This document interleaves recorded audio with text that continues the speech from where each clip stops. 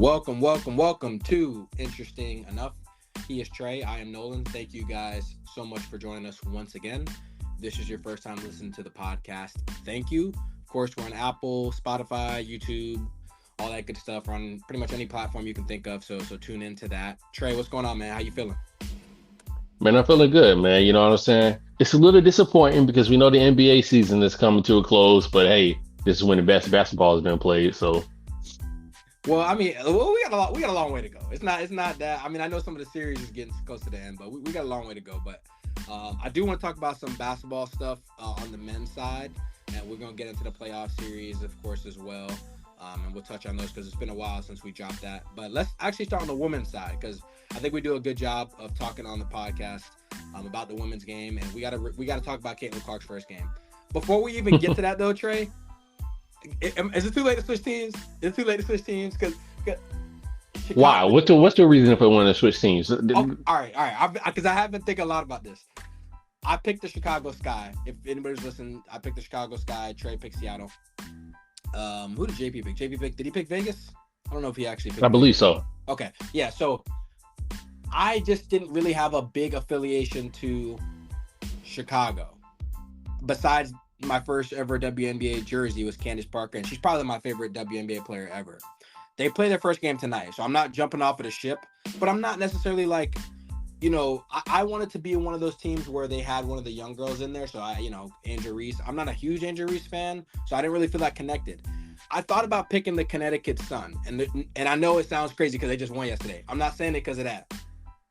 And they took the logo from what used to be the Miami Soul, which was the old WNBA team in Miami, and I'm from there. So I thought I should pick them. Here's my only issue why I didn't pick them. And so I'm actually just talking this idea out with you, so you tell me which way I should go. The problem with the Connecticut Sun is two things. One, they don't have one of the young stars that I would want to cheer for. They're more of a veteran team, which is fine. And second, I do actually feel like if I'm going to be a fan of one of these teams to stick to it, at some point, I want to at least try to go to a game. And let's be real. Would I rather go to Chicago or Connecticut? I'm going to just be real. We putting it, you know what I'm saying? I'm not going to Connecticut, bro. So what should I do? Because my favorite probably WNBA player, I like Nika Mule a lot. She's with Seattle, so I'm not going to pick Seattle. That's your squad.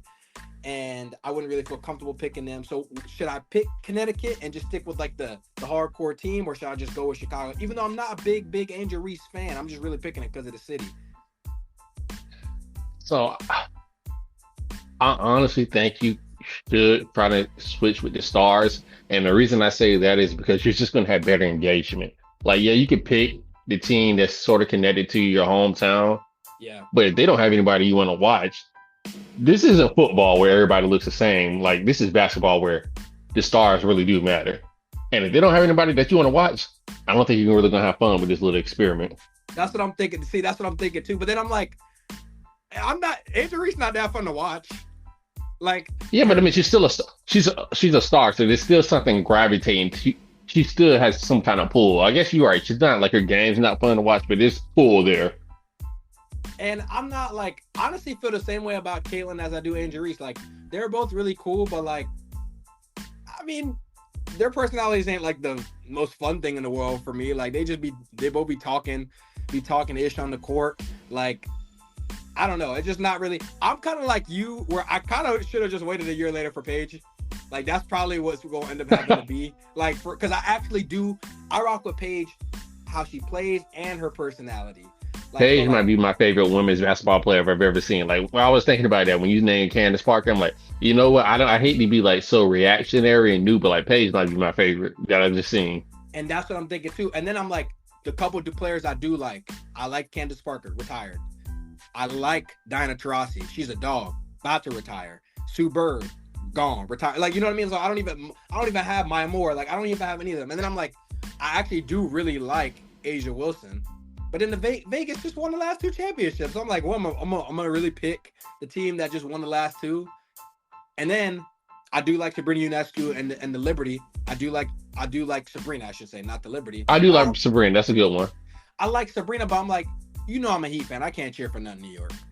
I'm kind of out. So I guess I say all that to say, and I'm looking at the rest of the teams. I'm LA, no. I'm Atlanta. They didn't really have one of the stars like you were saying. So I guess I think what I'm gonna do is I'm gonna do what you said. I'm gonna stick with Chicago, and then maybe it'll be actually the best of both worlds. I think Connecticut would be too good. Hopefully they're bad, and then they get to draft Paige Beckers, and then I could just jump ship. So I ain't buying no merch yet. I'm just locked in. Maybe this is just my year. I'm gonna be Chicago, but I'm gonna float around. I'm gonna float, just kind of check out games. First of all, Trey, I watched. I tried to watch Seattle yesterday. It took me to the first quarter. Realized I didn't realize Nika Mule wasn't even playing. So I'm just out here. I'm just out here watching the game. Can I just say this, and then we're gonna get to the Caitlin Clark game because I know I'm taking a long time. You know why Nika Mule didn't play, right? No. Okay, so people that don't know, Nika Mule is from Croatia. She had a temporary visa, like like a lot of students do when you're overseas. And since when you're in school, you don't have to have the full visa or whatever. So she's technically not a student anymore. So she didn't have a visa yet. So what happened was she applied for her visa, and I guess they're waiting for it to get back, and it didn't get back in time, so she couldn't play. I have to All say I'm gonna this. say is that wouldn't happen to an NBA player. Thank you. That was gonna be my only point. When I heard that, I was like, "Are y'all for real?" You telling me? I'll use an example now. The guy that may be the number one pick in the NBA, Alex Sarr. I think he might be already playing on overseas or on the States. But let's just say if he wasn't, you telling me he gonna miss the first game of the year because of visa? You telling me they're not gonna get that pushed through? I'm just saying that was something to me. When I heard that, I was like, y'all serious? This is what's happening right now. And But then Nolan, they just not getting chartered flights. Like before that, they just had to get on a regular plane with everybody else. So like, okay, what but we talking about here? when did we apply for the visa? We already knew she was going to be she was a senior. We already knew she was going to be coming out to the draft. How could we not? Maybe it's some. I don't know the international rules. Maybe it's something that you couldn't apply for until it's officially up. I don't know. But Man, they would have pushed that through for an NBA player. That's the point I'm making. Like, it don't matter what the rule is, they would have got it done. that was my exact thought. Because and when I looked on social media, I saw her pregame fit. She was she was there because she did the little walk the runway or whatever. So I was like, okay, she's gonna be there or whatever. So I'm like, okay, but so she can be here, but then not play. I'm just very confused. But I figured that would be something. I knew you would think the same thing because I was like, I can't be the only one thinking this. But anyway, let's get to the actual game that actually happened. Let's get to Caitlin Clark.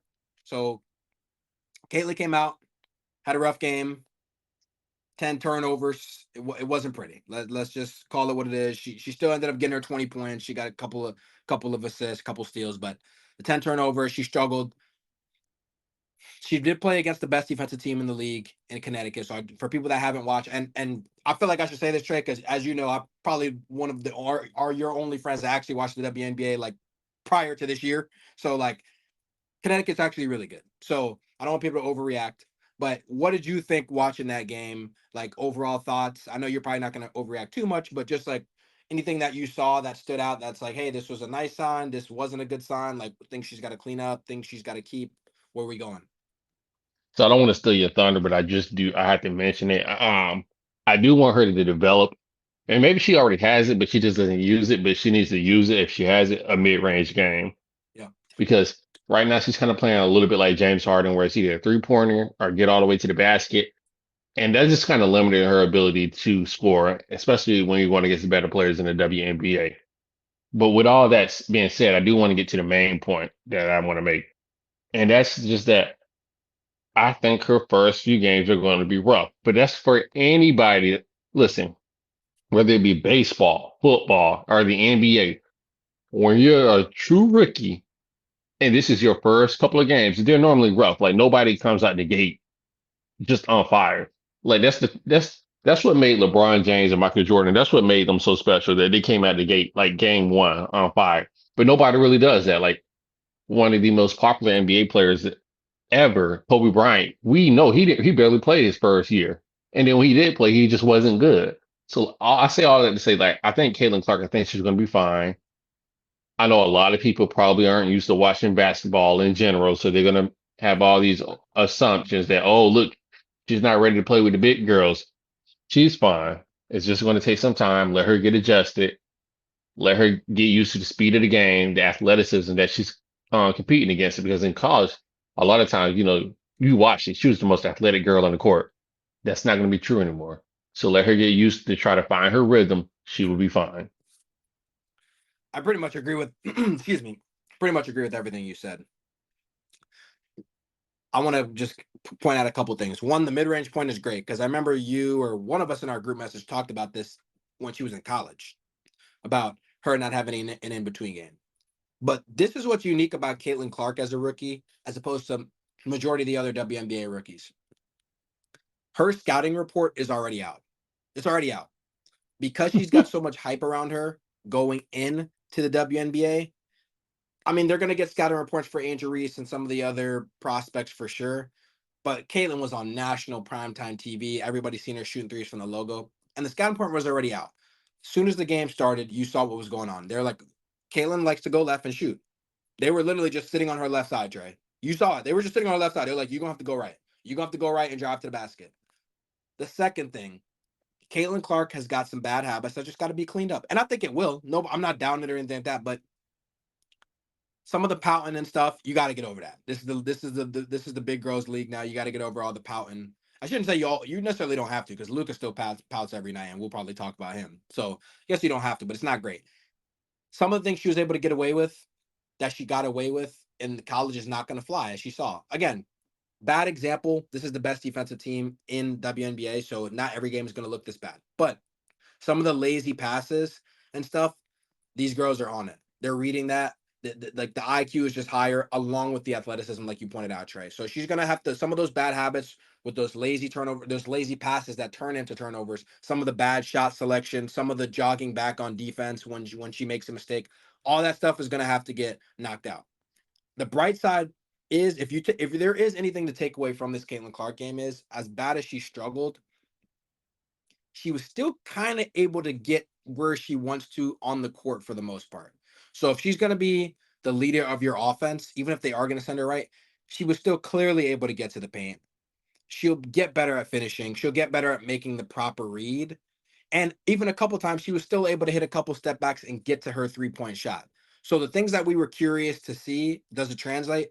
If you had, questions about it, the answer is yes. All of that stuff does translate. She's just got some things to clean up. I mean, I couldn't have said it better. Like you said, she just has some things to clean up. But I mean, again, that comes with time. Like she's playing against people who get paid to play basketball, who Yep. do this 24/7. They don't have to go to class. They don't have to, turn in some late assignment. Like they get paid to do this, and they're the best of the best. That's why they're in the WNBA. So it's just going to take some time for her to adjust. But I think her skill set is just amazing. Like as far as her ability to stretch the floor to shoot the way she does, and her passing ability. So we know she's going to be successful. It's just a matter of when, not if. Yeah, and she's gonna definitely be successful, like you said. I hope she doesn't start chucking it and start, because she did a little bit of that in that game. Started chucking and start like chasing the moment. She's gonna have to Oh, get they out of won't that let her. too. Yeah, yeah, she's gonna get out of that. And then the third part, Trey, I didn't even mention. This was the number one pick for a reason. Their team is not great. Like I know they have Aaliyah Boston and they got some people that can play, but she's not going to, even Seattle was a better team, right? Like she's not going to one of these teams that, or she didn't go to Vegas, right? Like where there's just like all stars everywhere. So there is a part of that too, but I think she's, like you said, she's gonna have some growing pains. I still think she'll end up playing well, and we saw enough from her that these things do translate. And it's just one game. We're not gonna overreact to one game, but I do think every time we get on a pod, every other pod, we're gonna update. The WNBA season isn't too long, so we'll be able to give updates about like what she's got going on. But look, they got a lot of views, right? And if we talking about what this did for the league, this was great. People are watching. I think they'll definitely watch her first home game. You got Chicago tonight with Angel Reese, so you know there's going to be more eyes in the league, which is great, and that's ultimately what they want. I mean, you made the point. They got their flights chartered, and that was a big deal. Caitlin Clark is a result of all of this, so I'm not going to be too harsh on her because her impact in the league goes far beyond her just having 10 turnovers in the game. So, but we'll talk more about Caitlin as we go along. Let's get to the actual NBA playoffs because only WNBA game one, so we got a lot of time to talk about that. But let's get to the playoffs. Let's talk about the big series that we all care about. Let's talk about T Wolves and Nuggets. Probably the last time we did this podcast, we were asking if this was going to be a sweep. I think I pointed out the Nuggets. I think we both pointed out the Nuggets. You got to respect the champion. They're gonna come back with their best effort. Not only did they tie the series, but they went up 3-2. I have very specific thoughts on one specific player Oh, and I know who it Gobert. is. So I'm gonna let you go first, No. Trey. You go first. Okay, because I guess we could really get on here and like talk about the game, like talk about things that happen, this and that. Like that's fine. Like we can. There's time for that. But I got to talk about Rudy Gobert because I've complained about Rudy Gobert on this podcast for years and said he's overrated. Said he shouldn't be defensive player of the year as many times as he is. I acknowledge he's great at defending the rim. And even this year, Trey, he's actually been pretty good at defending the perimeter when he gets on switches. He's even did a couple nice possessions against Jamal Murray. But I just got to keep it a buck, man. If you Rudy Gobert, I know Jokic is a 3-time MVP. But if you get beat on the perimeter or you get beat off the court because they're switching and that's what the game is going to be, that's fine. But you can't be an inside center and being an interior defender and be getting pushed and back down into the paint. Like you really not that strong. Like, and I know Jokic is strong, but I never thought I had to say Rudy Gobert, you got to hit the weight room because you can't be this bad and full on. This isn't even like a situation where Jokic is just scoring on him and like Jokic being great. No, it's almost like Jokic is purposefully, when he gets him, it's like, I want to go one-on-one and this is a matchup I should win.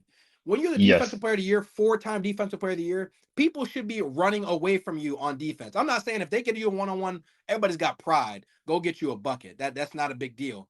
But they are literally running the offense and they want you to be one-on-one with this guy and you getting back down into the paint nonstop. He over here, Trey. Why is he going for every single head fake, every single shoulder fake? I'm like, bro's acting like he never played defense before in his life. I'm like, I know Jokic is nice, but it ain't like he's killing you with athleticism. Like, stay down on some pump fake, stop jumping for every little spin move, every little fake, and be stronger at the point of attack. Because this is getting ridiculous, bro. Like, I'm sorry, they need to revoke that award, bro, and give it to Wemby or give it to Bam. Like, because let me tell you something. You watch the finals, Trey, and obviously I watch almost every Heat game. Bam did a better job on Jokic than Rudy Gobert. Am I right or Oh wrong? yeah, without a doubt. So, and how tall is Bam? Probably 6'8", 6'9". And that's my point. It's like, come on, man. Like if Bam was getting cooked like that, he would have more of an excuse. You can't be the same height, the same size, and get cooked like that. I'm sorry. I just had to get that Well, off my hold up. chest because Not Gobert is same ridiculous. size. Who's not the same size? They same height, not same size. Okay, you're right. Sorry, you're right. You're right. Okay, I guess that's the problem. He No, need to be no. hit. I'm saying that. I'm not saying that just to be argumentative. I'm saying like that's like the main issue. Okay, but Bam's not the same size. Like You're that's right, but I think Bam is stronger than Rudy. I think Rudy, as it. Bomani Jones, another fellow sports podcaster, always says, there's a difference between being a big man and a tall man. Yep. Rudy's more of a tall man. I'm gonna give you credit. Yes, he is a good rim protector. That is why he wins or has won so many defensive player in the year awards. But listen, when he's going against a big man, somebody that's actually big and strong, Rudy can't do anything. Like Rudy probably weighs what 230, and he's going against somebody that's 300 pounds plus. Like he just can't do anything with Jokic, and that's why Jokic is killing him on the matchup. Because at the end of the day, I I want to give Rudy some credit because Jokic was killing Anthony Davis as well, was he not? First of all, he was not. He wasn't killing Anthony Davis like he killed Gobert because he wasn't hunting out Anthony Davis. Now, would he get some one-on-one matchups and scoring him? Yes. But did we also see matchups where Anthony Davis got the best of Jokic? And if at least this was two things Anthony Davis didn't do. Anthony Davis wouldn't fall for every single fake. And secondly, if Jokic does miss, he at least gonna grab the damn rebound. Like I give you that. And and Yeah, I and don't and and, understand and Rudy three, Gobert. Like Trey. it's like he has like butter in his hands. Like he just can't grab the basketball. Like I don't understand that part. And don't you get me started on the damn offensive end. What he do over there? Don't get at least with AD, we get some. I mean, Gobert, Trey, and I know we spent a lot of time talking about Gobert. How many times am I going to watch a Minnesota Timberwolves game and Gobert does what a big man's supposed to do? I'm gonna beat my guy up the court and I'm gonna get a quick duck in, right? A quick duck in, and hey, I got a little dude sealed. Hey, throw it into me. What do you see the Minnesota Timberwolves do? Now they throw it into him every once in a while, but they look away. And they see him got a big man ducked in there. And they like, go ahead, Rudy, you can get 3 seconds. We're not throwing it in there. And I'd be like, damn, that's a little harsh. You can throw it in to Rudy. Like, come on. And then every once in a while they do give it to him in there. And then he out here fumbling the ball. He out here about to travel, throwing up a prayer, hoping it goes in. And I'm like, that's the confirmation I needed. That's why I don't throw him the ball. So I didn't even want to be cheap and get to the offensive end of it. But Gobert, come on, bro. You go ahead. You take it away, Trey. You talk about anything else with that with this series specifically, but I can't with the Gobert thing is like the biggest thing that's an issue to me. Like, cause that's supposed to be your biggest strength if you Minnesota. Well, I think they have one other big issue in Minnesota, and that's Karl Anthony Towns.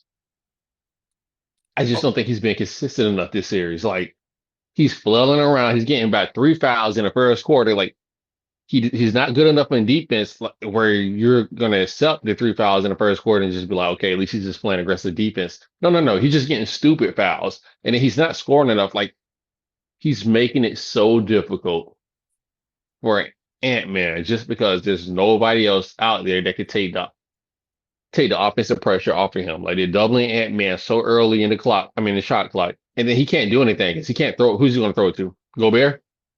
that's fair. No. Karl Anthony Towns. I mean, I guess when he's making some shots, but my thing is Karl Anthony Towns. When you do have a little guy on you, you act like you're scared to take him to the post. Have you not noticed that? I know I can't be the only one. No, okay. I got something to say about Cat. Let me just be real. In comparison to Gobert, Cat ain't doing nothing we already expect Cat to do. What part of Cat doing it are you surprised? I'm This not is the damn. Like, is that it's good the enough same where we're just Cat. like, It's the same but I'm dude. just saying, is that good enough where we're like, man, we ain't even expect nothing. So like Bro, this is the problem with Cat. We already know he gonna take bad fouls. We already gonna know he gonna be he might be the best player with like the ugliest almost game I ever seen. Like when he drive, it's like it's limbs all over the place, bro. Like I don't know what is going on when he drive, bro. It looks so awkward, but it works sometimes. And let me tell you something about Cat. Trey, if I gotta see one more time he drive and throw that little floater up on that baseline, you know which one I'm talking about too. You know exactly which one I'm talking about. When he falling out of bounds on the baseline, he throw that little right hand. All right, bro, stop throwing that up, bro. Stop doing that, bro. So the problem with Cat is he a finesse big, but then when they throw a small dude on him, when he posts up, it almost looks like he's uncomfortable posting up as if like he's never posted up before. Like as if like he just grew into this body like last week. That's what it looks like to me when he does that. So like, but that's kind of always how he's been. I gotta give him credit. He's gonna be bad on defense, but he's been competing. Yesterday he was hurt. He still gave you 23 points. And look, it was 10 for 19. It wasn't the greatest game, but he gave you some production. So like he's gonna do what he's gonna do. He just can't exploit the matchup of like when they get a Christian Brown on him or somebody small because they're gonna help. And even if they do help, you know, he's not always making the pass crisply and fast enough so they can get the Nuggets in rotation. So like that's the problem with me with Cat.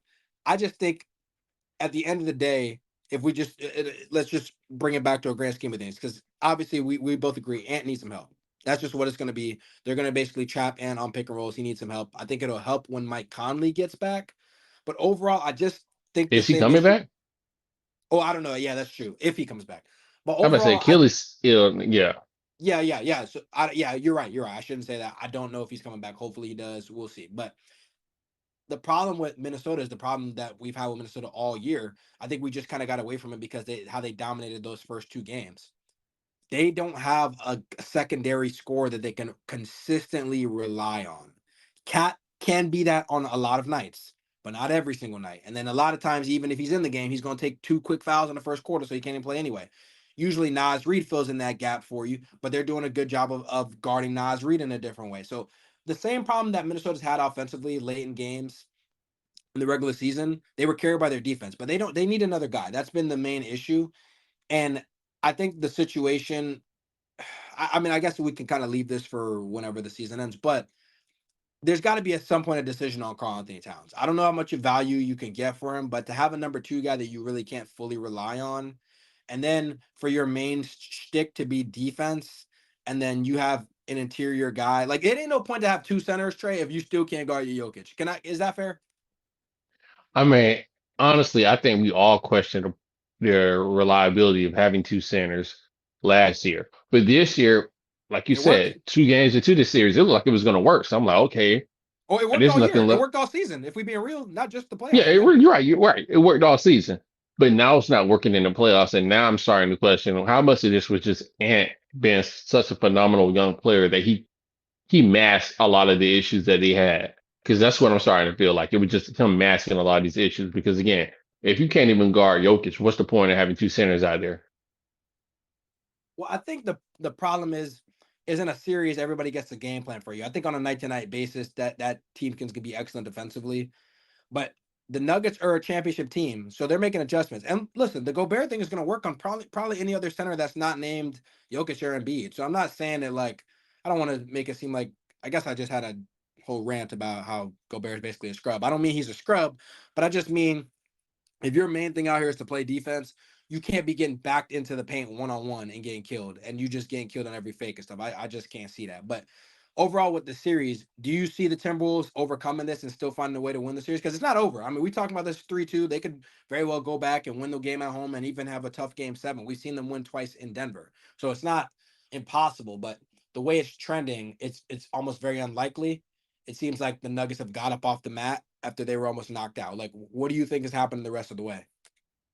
So I think that Minnesota comes out with a certain level of desperation. It's hard to fake desperation. You just have to be in that moment to see it actually come about. So I think they do come out with a certain level of desperation that helps them win game 6. But ultimately, I think they lose game 7 because in game 7s, I hate to go with the young teams. Like, let's use the Orlando Magic, for example. They were going against the Cleveland team, which is also young, but at least Donovan Mitchell had some serious playoff experience, their leader, where nobody in the Magic had been in the playoffs before. And I think it showed their weirdest ugly head in that game 7. And I'm always going to lean towards veteran presence in the game 7, especially if that team just coming off a championship last year. I think I'm gonna go with the. I don't know. I think I'm gonna go with the Nuggets. I still want. I would want to see the Timberwolves to win, but I think I'm gonna go with the Nuggets as well too. Because like you said, in the game 7, who's the player I trust the most on the court? It's gonna be Jokic. As great as Ant has been, they can find a way to sometimes neutralize Ant by getting the ball out of his hands and stuff. And if those other guys aren't hitting shots, he's got to rely on that. And I trust their secondary guys, Murray and Gordon, more than I do the Timberwolves guys. So, but we'll see how that series goes. Let's talk quick about the Pacers Knicks. Jalen Brunson. I wasn't gonna bring this up, Trey, but listen, this in the discussion for best point guard thing, it's not happening for me. But he's played great. Though we've seen this story before. I think they're going to run out of gas. I still think the Pacers are going to win the series, Trey. I think the Pacers are going to come back and, like you said, level of desperation in game 6. And I think they've played well enough in Indiana those first couple of games, or excuse me, in New York, those first couple of games. I think the Knicks will run out of gas. I think I'm going to go with the Pacers to win that series. Who do you got? Well, I'm not a betting man, but if I was, I think I would bet on the Pacers as well, just because the Knicks, they're so depleted. I think they're going to run out of gas. Yeah. Now, with that being said, I still think at this current moment, two things. Once I said that if Jalen Brunson, I said if somebody made the argument that he was the best point guard in the league, I wouldn't look at him like they were crazy. That was my whole statement. I just wanted to clarify No, that. yeah, that's fair. That's fair. You got to clarify for everybody. By the way, Yeah. statement's still ridiculous, but go ahead. Okay, fine. We can live with that. I'm just Second, saying we've seen this story before. Just because he gets to take 30 shots every night and nobody else on the team can score, that don't mean he should be I don't believe that should mean you should be in the discussion. We've seen it I'm just with saying it's Isaiah harder. It's Thomas. hard to take 30 shots a game and still end up with 40. Like you have to have a lot of energy to do that and like just to get good looks too. He's still getting good looks. No. That's fair. I mean, you can save your energy when you ain't playing no defense. Hey, Listen, you can save your energy when the entire offense is catered to getting you open. That's helping you get good looks. Also, too, when you do miss the shots, it helps when your whole damn team is getting offensive rebounds. So, like, there's things going for Jalen Brunson. He is a great player. But if Steph Curry or John Morant or whoever you want to pick is in this SGA, if SGA is in the same situation and he's take 30 shots every night and nobody else could score, they will be putting up similar numbers. That's my point. I just don't think that Jalen Brunson should be in the discussion because he's having a great playoff run. Although he had an excellent playoff run last year I'm about to say he too. had a good year too. No. He had a great year. I'm not saying he's not top 5.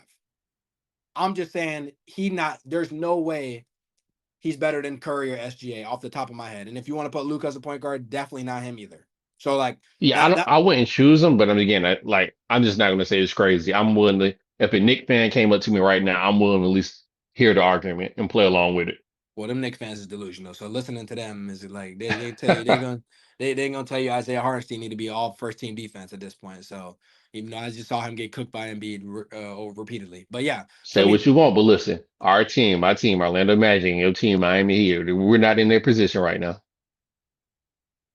we know why the Heat not in the position. First of all, hold on. Before we get off, can we talk about Pat Riley? Should he have been saying those things about Jimmy Butler? Because I don't really feel like that was the best thing to say. You damn right you should be saying that, and I'm gonna tell you why. Because we was all Hold on. thinking You got it. to fill in people. What did he say? Okay. All right. So Pat Riley for the Heat, obviously president of basketball operations. If you don't know Pat Riley, Google him. He's the Godfather in Miami. He said a lot of things. He has a usual at the end of the year. He has the press conference where he talks about the state of the team. Some points he pointed out Tyler Hero's been a little bit fragile and injury prone, and then he really pointed out that he didn't like Jimmy Butler's viral video coming out saying that he would have smoked the Knicks and the Celtics and Josh Hart and all that. And Pat Riley's response, because he's old school, is actually not essentially. He said, "quote If you're not on the court, shut up."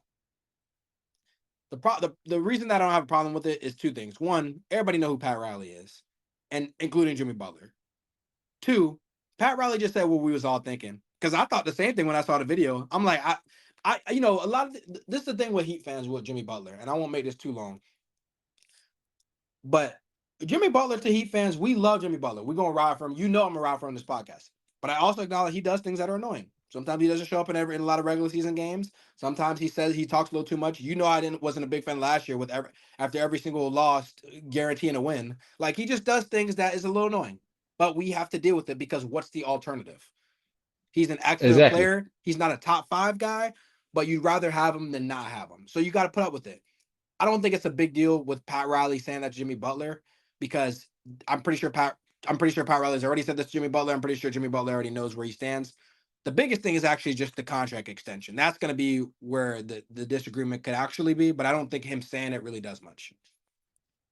Okay, I'm happy you feel good about it because I was thinking, I'm like, man, like publicly kind of shaming your best player like that, especially when your best player, you're about to enter maybe a contentious contract negotiation with him.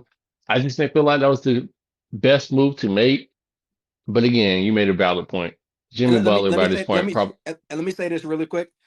If you want to be worried about somebody in the comments, the person you actually should be worried about is actually Tyler Hero. Because him saying Tyler Hero is fragile is actually a real thing. And second of all, we've already seen Tyler Hero be very sensitive with getting on social media. He just got on social media the other day, like talking about like, be careful what you wish for. Remember how sensitive he was around the Dame trade and the rumors. That's the guy I would actually be concerned about, like losing him. Jimmy Butler's way too established in his career. He kind of is kind of who he is in his personality. Nothing's really going to shake him. Tyler Hero is a guy that was talking about he wanted to be an all-star guard, Trey. He wanted to be an all-star guard. He started off the year playing very well. Then he got hurt. Then he's never able to get back on track. And then basically in the playoffs, when he had to show can he be that all-star caliber guy, he really had one excellent game and he kind of got exposed. And it basically he probably looks to the league, everybody else is like, hey, he's probably a good guard. He's gonna be a Lou Williams type of guy, 6-man guy, possibly starter, but he's not a guy you can rely on to like go give me 25 and 30 and be like a number 1 or number 2. And I think he's the guy that got exposed. I don't know if I'm sure he doesn't think that unless he just makes some drastic improvements. So that would be the guy I'd probably be more worried about. Trey, if I, as a Heat fan, I'd probably be more worried about Tyler Hero's mindset than Jimmy Butler. I could definitely see that, and I wouldn't say that you're wrong in making that kind of assumption because Tyler Hero has shown to be kind of well, I'm not gonna say sensitive, but he hears everything at least. But Yeah, with true. that being said, the one thing I will mention also about Tyler Hero is just that he does, I mean, at least from his first year when he came into the league, I hate this cliche saying, but he does seem to kind of have that dog in him. So maybe this does kind of, inspire him to play better and kind of pick up his game and maybe work on his body a little bit more where he's not so injury prone. hmm And to be honest with you, everything that they say about Tyler Hero, he's like a really hardworking dude. He's always in the gym. He does improve his game, like from when he came into the league to now. So it isn't like he's just a guy that's like not doing anything. So that is one thing I like about him. But it's kind of one of those like I think Heat fans look at him like grass may be greener on the other side, right? Like, hey, he's nice. He's a really good guard. We love him a lot. He's our guy. But then we always like peeking our head over the fence and like, ooh, who is that? Is that Bradley Beal? Ooh, is that Devin? But like we just always looking for the guy that's a little bit better than him. And I think sometimes he kind of feels not appreciated, which I can kind of get. But this is also a business, and they got to do what they got to do if they trying to win. So, but anyway, enough talking about the Heat. We got all season talk about that because we over here in Cancun. Let's talk about the series. The game's gonna go on tonight. Trey, you and I agree. We don't really have to talk about the Cavs Boston, right? We know how this story ends. No, no, no, that's over with. We know the story. By the way, Trey, I could get a couple years too late. Maybe my Donovan Mitchell thing could come true with the Heat, my theory, but we'll leave that for another day. That was years ago. We'll see what happens. But OKC Dallas is interesting to me. I still got Dallas winning the series, but Luka's got to get it together. And you and I joke about this a lot. I don't know if Luka hurt or not, but all I know he's not hurt as soon as he gets the ball. So like I don't know what's going on with that. He's always barking at refs. I don't know what to believe. I feel like he can do all this stuff and then still simultaneously have a great game. And then SGA had his SGA moment in game 4. So like he's having me thinking, am I overlooking OKC? I mean, I could really see this one going either way. Do you have like a read on it at all? I can see it going either way. It's tough. If somebody really put a gun to my head and made me choose, I think I would choose the Mavericks just because I think that as good as she is playing, I think that the Mavericks had the better players in this series as far as Luca and Kyrie when you're looking at the combination. Hmm. But I mean that's really all I'm going off of. Like it's nothing I saw schematically that's making me pick, Luca and the Mavericks over OKC. Matter of fact, OKC, for what it's worth, they have more depth than the Mavericks, so they might be able to just outlast them. Yeah. Are you worried about how do I put this? I'm starting, and just tell me if I'm way off, I'm way off. But I'm a little worried about a little, not like maybe this is like 10, this is like 5, 10%. I'm a little worried about the trajectory of Luca because I don't know how many situations he's gonna get to be in where he dominates the ball this much, and but then also like seems to always wear down and then get injured and then like not do anything else off the ball. It's in terms of a winning way because we've just really never seen a guy dominate the ball as much as he does and win. And to be honest with you, the only time he really actually gives up the ball was two ways actually. One, when they got Kyrie, that helped a lot, and two, he really only throws the ball ahead enough quickly when he's just too tired or he feels like he's limping, so he just walk up the court. And I guess Luca's what, like 25, 26 now, and he's been in our lives for a long time, and he's still young. But I'm like, if you're getting this nicked up now, what's going to happen when you're 30, 31? Like, are you going to be at that point willing to give up the ball more and willing to do other things? I don't know. It's just something like I've been like floating around. I don't have a real theory on it, but it's just one of those things where I'm like, when I look at Ant Edwards, I'm like, hey, if he doesn't win go all the way with Minnesota now, that's fine. He's got some years. But Luca, I don't want it to be a situation where it's almost like Dan Marino, where you're like, he's gonna have his chance to get back, and I'm like, and then we look up and we'll be like, wow, he never got the chance, and now he's 32. You know what I mean? Yeah, no, and I think that's an honest opinion that you have there. Like it's just a real good opinion because I think one of the main things, and I've thought about this myself actually while watching the game versus OKC. One of the things that came to my head with Luca was that success or that improvement, it just isn't linear. And what I mean by that is like we think when somebody comes out hot, like I was talking about Caitlin Clark not doing, like Luca came out hot, he did the opposite. He came out on fire his rookie season, and we think the world of him. Like we were talking about, is Luca going to be on a Mount Rushmore when it's all said and done? And then realistically, just let's be honest, he's still a great player, but he hasn't really improved that much over the years. And now he's starting to add, a long list of injuries onto this issue. So like I kind of think Luka's more of a finished product, and I just think he has a lot more Carmelo Anthony to him than he does maybe Jokic or LeBron, where he's necessarily making players better. Like he makes good passes, but it's only when he gets his shot stopped, like where he just can't put up a shot. That's when he makes the pass. It's not like he's just a necessarily willing passer. And I don't think that's necessarily the worst thing because Carmelo was a great player, but I just think that we're gonna have to kind of maybe start changing our little expectations of Luka just a little bit. I'm kind of with you I just don't think it. I don't. To be fair to Luka, it's not Melo bad. Like it's not Melo bad in terms of not passing the ball. Like I think Luka's. I think we're giving him not enough credit. I think he's more than just a willing passer. Because to me, he's not Westbrook. Where when Westbrook was at his best, I felt like he was really only passing when he got stuck. I don't think Luka's passing only when he gets stuck. I think he's just genuinely always making the right play. And I think that's where he's like Jokic like. The problem with him is Jokic improved on when to be aggressive and when not. And also Jokic kind of stopped all the barking with the refs, what he used to do early on in his career. And Luca sometimes it's almost childish how much he really seems to get caught up in that. And I don't know. I don't know if I'm going to go all the way and say that's like a horrible thing because we know other guys in the league that do that, but not many are as bad as him. But the problem with the Luca thing is he doesn't really seem willing to do the other stuff when he doesn't have the rock. And I just don't know if that's a situation that is conducive to winning a championship where you just like, if I'm not, I forgot who I was listening to. I don't know if it was Bomani Trey or Bill Simmons, but like Luca is like literally not on your TV screen when he don't have the rock, Trey.